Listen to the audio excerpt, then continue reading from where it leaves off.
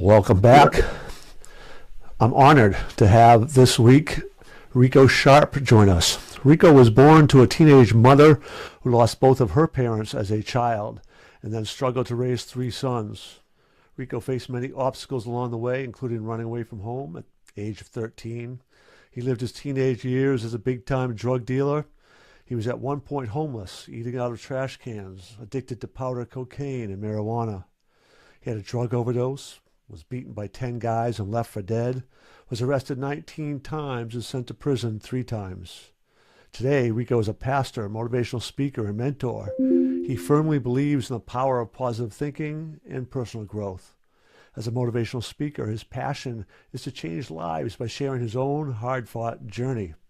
While in prison for the 3rd time, Rico became self-motivated and re-enrolled in educational and vocational courses to gain interpersonal life skills. He never lost sight of his goals and continued to work diligently to turn his life around. For 3 decades as a pastor and entrepreneur, Rico has offered life-changing tools to empower people to reach their goals. A family man at heart for over 33 years, Rico understands the unique obstacles we all encounter along our paths. Today, he is living proof that with faith, perseverance, and hard work, anyone can overcome any challenges in life. Let's welcome Rico Sharp. Welcome, Rico. Thank you. Thank you so much, Coach Bernard. Thank you for having me on the Mindset Show. It is an honor and a privilege to be able to join you today. We are honored to have you. You have quite the story and an important story to tell. So I am so glad you were able to join us and have a conversation. So, absolutely. I'm looking forward to it. All right. Well, one of the first questions I kind of have for you is, it's important to talk about what the mindset is that turns people around, helps them transform. But I'm also always interested in what is it that allows some of those decisions to happen in the first place, right? What is that kind of mindset when they're young that leads them, leads you to make some of those decisions? Do you want to speak to us about that? Absolutely. For a lot of people, particularly in the inner city community, or for those who were raised in a household with only one parent, a lot of our teenagers are experiencing fatherlessness. Many don't have the role model in their home to exemplify for them what a positive life should look like. And when particularly a young man doesn't have a father figure or a mentor figure or someone that can step up and take that role or responsibility in their life, then they tend to search for a father figure or a role model in other places, like in the streets, like in gangs, like in drug dealers and people that are committing crimes. So that's where a young man begins to deviate during an early age and find himself becoming conformed to a pattern that would eventually lead him down a dark path or into a prison system, or even in many cases, sometimes the grave at a very early age. Yeah, sadly, that is the case far too often. I've had a few former students, and I've always worked with kids on the fringes who've found those early graves. So yeah, it's a tragedy when that happens. How are you able to avoid that early grave yourself? And now you did say in the introduction I have, right? It was your 3rd time in prison when things began to change. Why the 3rd time? Why wasn't it the 1st or the 2nd time? What was different there that 3rd time that helps you make those changes? When you're living in the street, Coach, there are many times that you find yourself convincing yourself that there is a right way to do wrong. And you go through the system, you go through what is considered to be a habitual pattern, thinking that if you tweak some things or alter some things, that you can be successful in doing wrong or committing crimes or living a criminal lifestyle. And it is oftentimes later in life that someone had bumped their heads enough time to finally wake up and realize that no matter what I do, if I don't change, then changing my strategies or changing my plans is not enough. That's what happened with me. And it actually took for me to be in prison on that third time, facing 22 years in prison, before I finally realized there's no right way to do wrong. So, was there one person? Was there one moment? Was it a combination of things that finally kind of got you to make that realization? Did it, what was it from within, or did somebody from outside kind of help you wake up, so to speak? It was personally just an eye-opening moment for me, standing before the judge and hearing the judge say to me that I label you as a threat to society. You don't need to be out in society. You need to be locked up.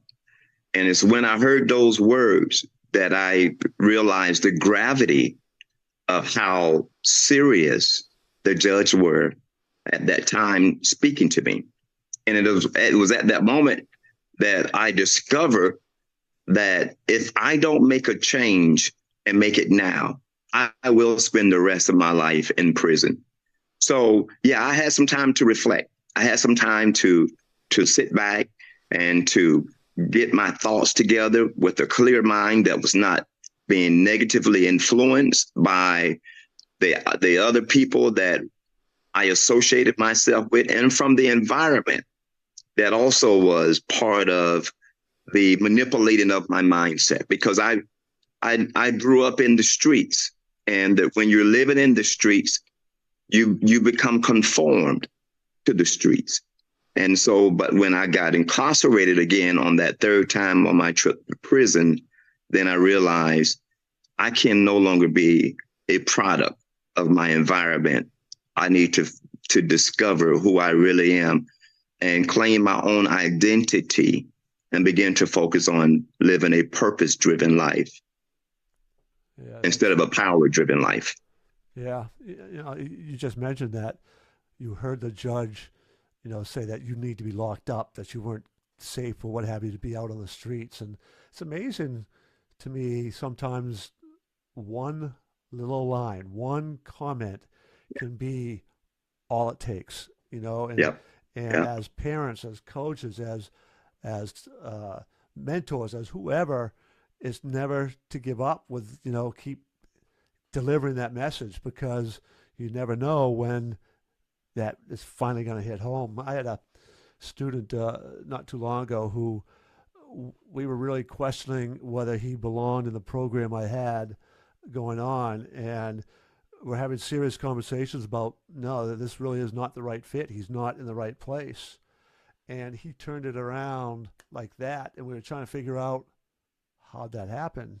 And his mom said she had a conversation with him that she said, so and so, who was a student that the student used to go, oh man, he's a terrible, he's awful, he's a bully, he's all these things that he never wanted to be. And she said, you're him. And that was a wake up call. Now, there's a Yeah. lot more work to do, but that was the trigger that got it started. So you never know, Yeah. right? You never know. Yep. Yep. Yep. Now, I think it was on your website, maybe. I saw you had a son at when you I were know. in prison, right? That is correct. That is So correct. how did that factor into that change and all that? I Before I had a son in prison, I also had a daughter that was born that I was not able to be a part of her life because of my years of being incarcerated. And I began to reflect back on how that when I was a little boy growing up, raised by my mother, and my father was not in the household with me, I remember how painful that was for me. I remember how much of a void that created in my life. And I remember promising myself when I was a teenage boy that one day when I grow older and have kids, I am not going to do to my children what my father did in my life, which was to abandon me when I was about 6 years of age. When I was in prison and realized that I had a daughter born and a son was being born while I was in prison, it hit me like a ton of bricks falling on my head that I am doing the same exact thing to my children that I promised I would not do, which of course was what my father did to me. And that also helped me to realize that this past life of living aimlessly and ruthless, that has to end, and it has to end now. And I had to cleave to a greater purpose and realize that I can no longer live a self-centered life that's all about me and the things that I want. I have people now that is relying on me, that needs a father in their life, that if I'm not going to be there for them, they could particularly become a product of my own lascivious lifestyle. And I didn't want that. Yeah, that's marvelous. It's wonderful that you were able to see that, right? That all came back Yeah, to you, and it's it kind of reminds me of that. I call them those Ebenezer Scrooge moments where your past comes back up, and exactly. it can sometimes it can really do good things for you. Sometimes it can haunt you a little bit if you don't Yeah, deal with a negative thing the right way. But it can have a way of kind of putting you back on the right path too. yeah, So yeah, that's very yeah. wonderful. Coach, there's a such thing that I call generational bondage and generational dysfunction. And it's where when a father passes on to his sons or daughters his lifestyle, his weaknesses, his struggles, his addictions, his negativity. And the old saying is the apple don't fall too far from the tree. And I found myself becoming my dad. I like this commercial by Progressive Insurance where they show people becoming their parents. Yeah, And right. it is a humorous commercial, but there's a lot of truth to it. And it was at that moment that I realized I was becoming my dad, and I didn't want to become him. I didn't want his weaknesses. I didn't want his negativity. I didn't want his dysfunction. I certainly didn't want his curse. And so I had to make a decision to break the cycle Yeah. so it wouldn't be inherited into the life of my children. Well, decisions, right? With some of the work I do, I talk about 5 stages that I got to take people through to kind of um, reset or change their mindset. And one, you got to be in a place to take responsibility. That means take responsibility for your time, the labels, your memories, all these types of things. Then you got Yeah, to clean up your exactly. past. And cleaning up your Exactly. past is what's often overlooked. But it has a profound impact. Some of these beliefs that we had handed down to us from observation, from modeling, from, you Yeah. know, um, direct, like, this is what we believe in this family kind of thing. And um, Yeah. families are complicated, to say the least, right? And Exactly. um, Exactly. when I do a family component, we've got to look at some of those unwritten rules that get passed down too, that may or may not be supportive, right? They may not be the Right. best rules to be operating by, and we've got to own that and learn how to kind of move on from that. So it sounds like that's what happened to you, right? That's exactly what happened. That's exactly what happened. Every family have their struggles. There's no perfect family. Oftentimes we look at a family and we look at fatherhood and we look at parenting and we like to compare our families to other families or try to model our family after other families. And the truth is that every family has its struggles. Every family has their times of challenges. And oftentimes things are dealt with behind closed doors before it becomes public and notarized. Unfortunately, there are some, such as was in my case, that it doesn't get dealt with behind closed doors, and it becomes something that everybody eventually publicly finds out about. Yeah, yeah, yeah. There's it's dynamics that are are profound, really. You know, the impact that Yeah, family and friends and all that have on the directions we have, and being able to when the family unit really isn't quite what it should be, to try to repair that or move on from that can be quite a challenge. Now, yeah, you are a pastor, so I am. talk to me a little bit about faith, because I have what I say is everybody has faith. You cannot live life without faith. The question is, Exactly. what do you put your faith in? And is what you put it in really worthy of having it? Like, we may or may not have faith in ourselves. We may or may not have faith Yeah, in other people or institutions or a higher power. So yeah.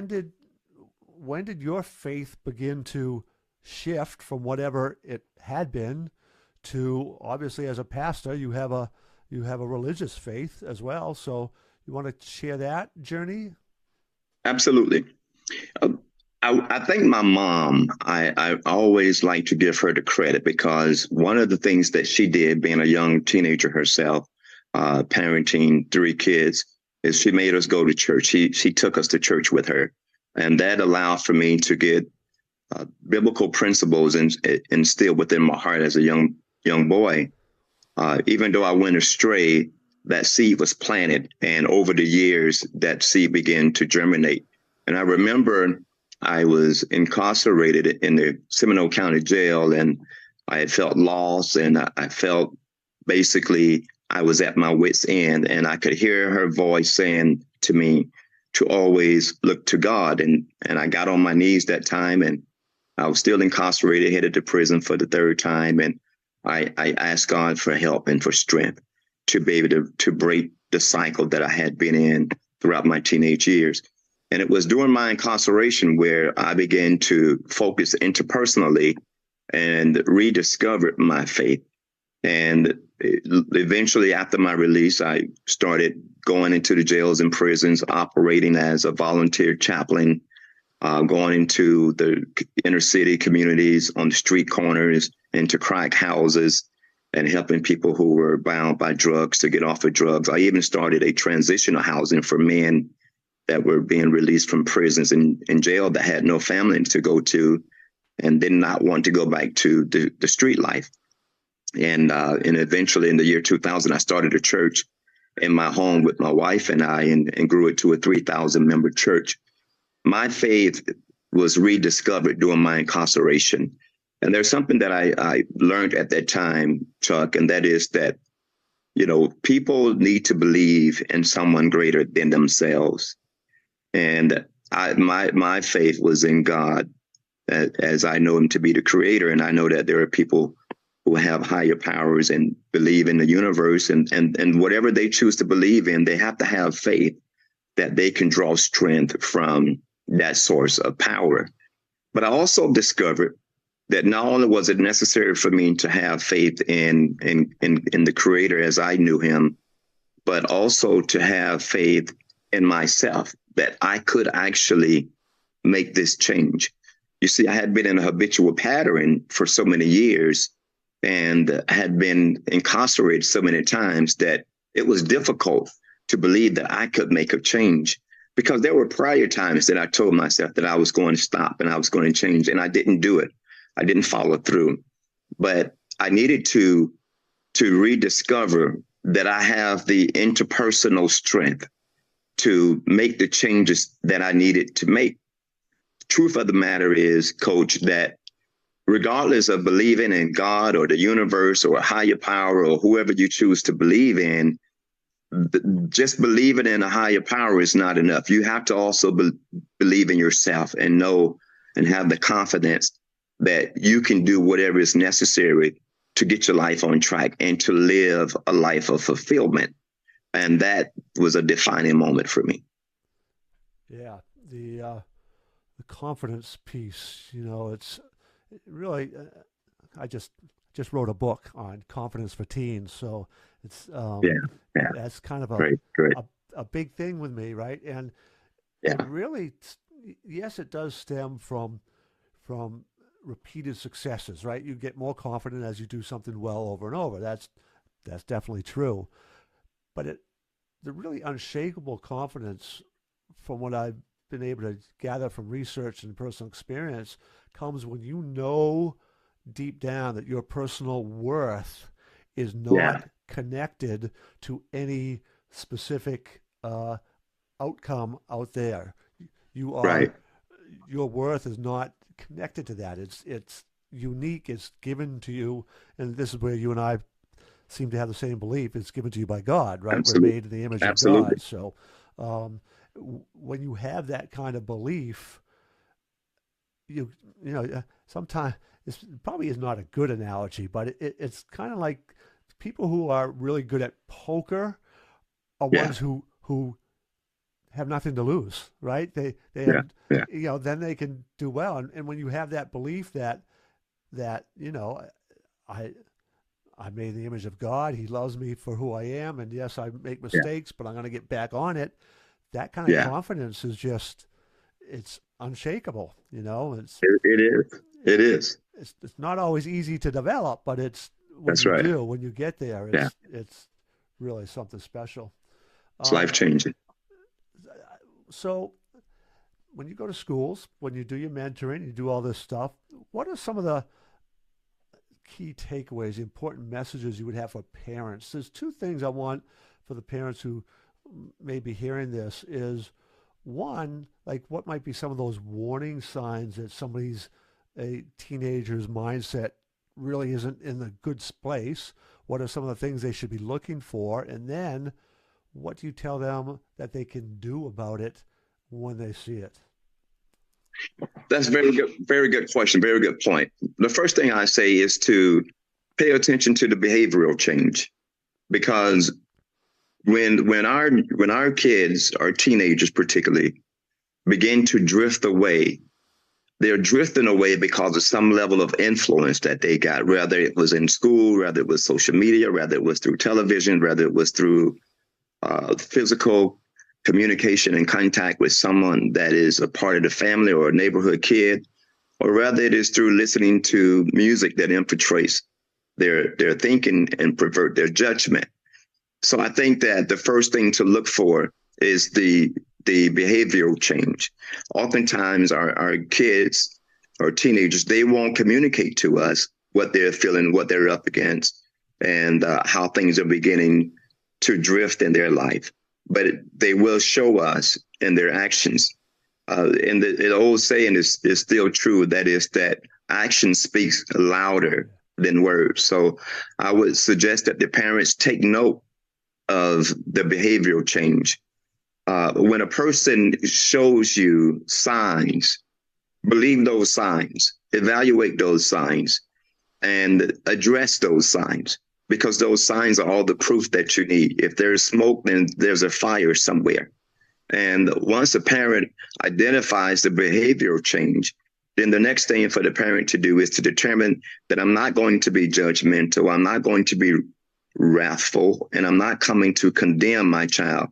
What I want to do is to get on my child's level, step into their life, become a part of their world, make the relationship comfortable enough between the parent and the child that the child feels comfortable enough to open up to the parent and share what they're really up against. My old saying is people don't care how much you know until they know how much you care. And oftentimes we assume that our children know how much we love them. But there are times that we get so preoccupied in our own life that we don't take the time to really get into their lives and be present. You can live in the house with your children can live in the house with you, and you still be an absentee dad or an absentee mom. In other words, you could be in the same household and not have a relationship because you're busy doing your life while they're busy doing their life. You're in one room, they're in another room. You're on the front porch, they're on the back porch. And the only time you see each other is in passing. When you realize that your child has behavioral change, that's the time for you to say, hey, let me now come down from off of just doing my own thing and get inside of my child's mind, my child's life, and find out what they're up against so that I can redirect them before they run into a dead end. Yeah. I once a number of years ago had a student who exhibited some real serious behaviors in school. He had been sent to a school outside, with heavy duty mental health counseling and all that, was coming back to school. And his parents were well educated, upper middle class. And I want to be careful not to necessarily place blame on them, but they also had this belief that, they could instead of eat dinner with them, they'd let him go play his video games. They would let him do things. And there was for a number of years, there was no connecting, no bonding, no communication. And I don't question their love for him, but he didn't really recognize that. And, it led to lots of problems. And until that issue got resolved, he was exhibiting, a number of problems. So, yeah. And I understand that very clearly. Our children are not as vocal with us as they will be with a classmate or a friend or a buddy or a peer. For us, they speak sign language, and we have to learn how to read the signs, to understand the language, to be able to approach them, to help them to avoid what could potentially come later on as a disaster. So they speak sign languages, and we have to read the signs. Yeah, absolutely. I got one other question for you. So we talked about what your kind of advice is for parents and all. So when you are dealing with the teenagers now, in a motivational setting, there's so much that you can do. But if you get a mentoring kind of situation with a kid, what are some of those messages you try to do in those two contexts? One, as a motivational speaker, and two, if you have them a little more consistently as a mentor. How do you go about kind of using those two venues to get them to begin to wake up? Yeah. I always approach a teen on a friendship basis to let them know that I am not here to criticize you. I'm here to energize you. I'm here to be your friend. I believe in you. I'm part of your team. I'm your fan club. And I want them to know that I come with good intentions, because if they feel like you're coming to judge them or to criticize them, they're going to put up the roadblocks and they're not going to let you in. When I'm able to gain their assurance that I'm there as a friend to offer some advice that can help them, then I begin to share with them a few pointers. Number one, you have to love yourself more than you basically have been taught by the environments or social media would portray. Because oftentimes people, or teenagers rather, they emulate what they see on social media. We call it influence. They're influenced by negative people, negative stereotypes, and the list goes on. So I teach them to love yourself. Love yourself more than the way you see people loving themselves on television or on social media or in schools or in movies or what have you, or in rap music, wherever you're getting your influence from. I teach them to forgive themselves.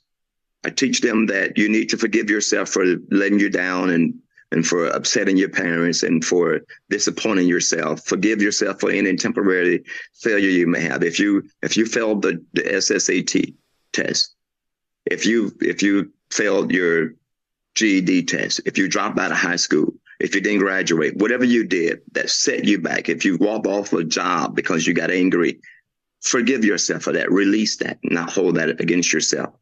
Then I teach them to be their best friend. Never be more of a friend to someone else than you are to yourself. And never allow for someone else to be more of a friend to you than you are to yourself. You have to accept you, believe in you, and support you, and always be there for you, because there are going to be times when your parents are not going to be there to help you along the way. And you're going to need to be that friend to yourself that knows that no matter what I go through, I'm not going to betray me. I'm not going to give up on me, and I'm not going to destroy me. Like, I also share with them that you have to like you. You have to like the person that you are. You have to look in the mirror and say, this is who I am. I like the guy or I like the girl that I see in the mirror. And I'm going to live with this person. And I owe myself a great life. I'm going to have fun. I'm going to do recreational things that I enjoy. I'm going to be fine with being me. And if I have to be by myself for a certain period of my time, I'm going to be fine with that. I like me. I'm fond of me. And then you have to protect you. You have to protect you from people who wants to hurt you, people who want to mislead you and misguide you. You have to defend you and protect you from things that will throw you off course in life, and protect you from suicidal thoughts, and protect you from drugs and alcohol, and protect you from criminal activity. I said to the kids that I shared with on yesterday, I said, take out your phone, please. And, teenagers like to take pictures of themselves. I said, take out your phone, take a selfie of yourself, and make this promise to yourself. Hold up that phone, take that selfie, and say, I promise me. And they did it. And I said, what are you saying when you say, I promise me? You're saying to yourself that as a teenager, I promise that I'm going to protect me. I promise that I'm going to love me. I promise me that I'm going to defend me. I promise me that I'm going to believe in me. I promise me that I'm going to forgive me. I promise me that I'm going to like me. I promise me that I'm going to give myself the best chance at life. I promise me that I'm going to work hard at being successful. I promise me that I'm not going to give in to a criminal lifestyle. I promise me that I'm not going to commit suicide. I promise me that I'm not going to put drugs and alcohol in my body. I promise me that I'm going to please my parents and do what I can to make myself a great life. And when you talk to teenagers like that, you're showing them, I care about you and I believe in you, and you are worth my time. You are worth me investing my energy into, and I am on your side. I am on your team, and I will see you at your finish line. That's how I approach teenagers. Yeah, they need to hear that message. You talk about loving yourself, and right, the great commandment, love your neighbor as you love yourself. And my what I often say is that is what we see, because a lot of people don't love themselves, and therefore they treat others with that contempt that they have for themselves. And Yeah, until you begin to switch that love inside of yourself, you will continue to treat others as you feel about yourself, right? And exactly. um, Exactly. that's kind of where it all begins. So I love your message, and I love what you're doing. What's the best way? I'm going to put you have a website, so let me put that up on your thing there. So ricosharp.org, right? Yes, sir. So is there any other way? If somebody wants to get in touch with you, they can go to the Yeah. website. Is there Yeah. Facebook or LinkedIn? Do you have? I'm on all social medias under Rico Sharp or Rico Sharp Motivations. And my email and a contact phone number is also on my website. And I would encourage anyone that wants to have me come as a speaker, whether it's in a seminar, a conference, a school, a church, whatever the venue is, I make myself available. I made myself relatable. I made myself affordable. My mission is to make an impact in this world with the life that I've been given. And I'm here. Just reach out. I'm here. Awesome. Thank you so much for joining us. And I'm sure you, the listener out there, got a lot out of it. There was so many gems in that conversation. And, the bottom line is wherever you are in your life, it's not, you can change, you can transform, right? And it begins with your mindset, it begins with the thinking, but it doesn't matter where you've come from. It only matters where you're going, and you are in control of that aspect. As Yeah. always, if anybody's interested in learning more or has issues with their own teenagers and are kind of looking for some answers and struggles, you can go to CoachChuck360.com, and there I've got all kinds of stuff. You've got my social media, my podcast, you've got my blog articles. There's lots of information out there, and I always encourage you to, if you need some help or looking out, book a discovery call with me. We can have a conversation so I can begin to try to figure out what it is you need. Where are you at? Where's your teenager at? What do I offer? How can I possibly